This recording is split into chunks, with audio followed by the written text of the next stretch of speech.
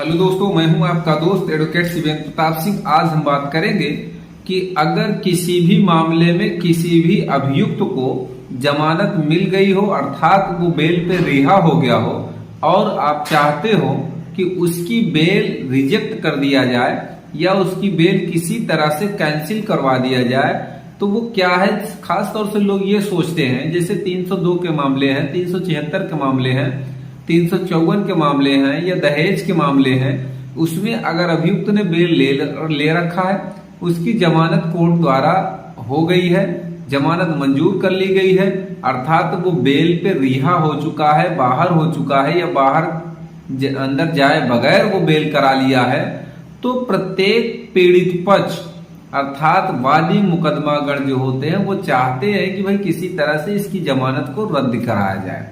तो आज हम बताएंगे वो जमानत रद्द कराने के कौन कौन से आधार होने चाहिए आपको और किस तरह से आप जमानत को कैंसिल करा सकते हैं, अर्थात किसी भी अभियुक्त को जो बेल पर रिहा है उसकी बेल कैंसिल कैसे कराया जा सकता है और वो कौन कौन से बेहतरीन आधार हैं, ग्राउंड्स हैं जिसके अकॉर्डिंग अभियुक्त की बेल कैंसिल कर दी जाएगी या कैंसिल हो सकती है।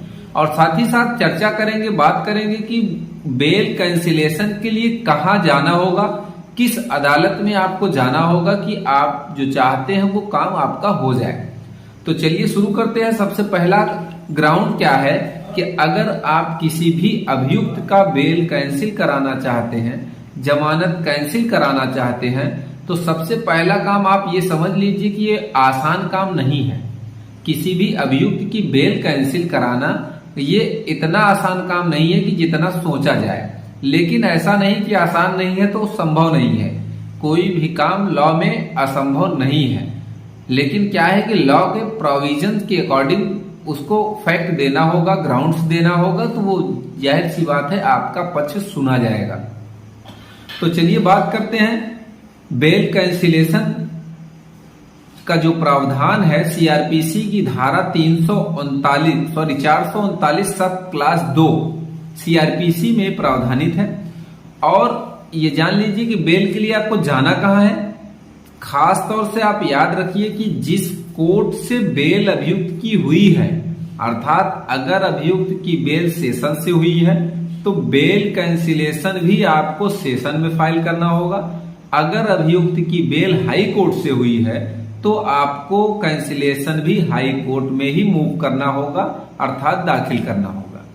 चलिए पहला ग्राउंड जो आपको हम बताते हैं कि अगर आपको लगता है कि व्यक्ति गवाहों को धमका रहा है या आपके पास एविडेंस है कि बेल पे छूटने के बाद ये गवाहों को धमका रहा है और उसे धमकी दे रहा है, जबरदस्ती गवाही के लिए जान माल का खतरा करना चाह रहा है, तो इस कंडीशन में किसी भी अभियुक्त की बेल कैंसिल की जा सकती है इसके आधार पर।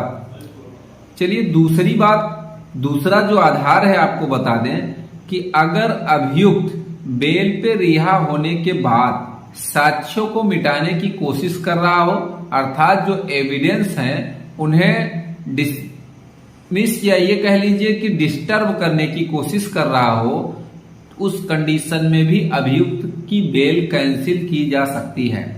चलिए बात करते हैं तीसरे ग्राउंड की। जो तीसरा ग्राउंड होता है, अगर अभियुक्त बेल पे रिहा होने के बाद वो देश छोड़ना चाह रहा हो या ऐसी तैयारी में हो या ऐसे आपको लगता है कि वो देश छोड़ने की पूरी तैयारी कर लिया हो और आपको जानकारी मिल गई हो, तो ऐसे आधार लगा के कोर्ट में उसकी बेल को कैंसिल कराया जा सकता है। चलिए चौथी बात जो आपको बता दे, बहुत ही इंपॉर्टेंट है।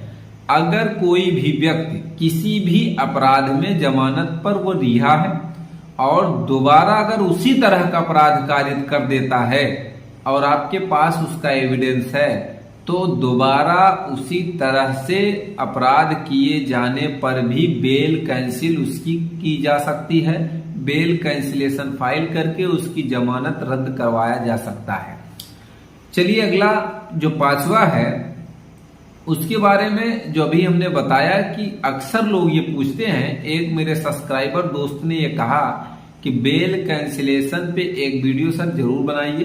तो हमने ये सोचा कि भाई ठीक है, अक्सर लोग ये सोचते हैं, ये जानते हैं, ये कोशिश करते हैं जानने की, जैसे कि 376 का कोई मामला है, अगर किसी तरह से, या 302 का कोई मामला है, तो अगर अभियुक्त की बेल हो गई है तो पीड़ित पक्ष का ये दिमाग रहता है, मंशा रहती है, सोच रहती है कि भाई किसी तरह से इसकी बेल कैंसिल करा के इसे पुनः जेल में डाला जाए, तो फिर आगे ट्रायल पोजीशन हम देखेंगे।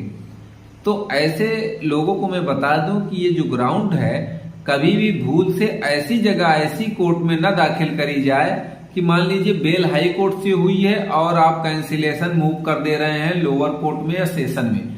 ऐसा बिल्कुल भी न करें, ऐसी गलती कभी न करें। जहां से बेल हुई है वहीं बेल कैंसिलेशन मूव करना पड़ेगा, वहीं दाखिल करना पड़ेगा। उम्मीद करता हूं, आशा करता हूं आज की जानकारी आपको पसंद आई होगी। अगर जानकारी पसंद आई तो वीडियो को लाइक करिए, शेयर करिए। यूट्यूब चैनल SP 72 कानून प्रयागराज को जरूर सब्सक्राइब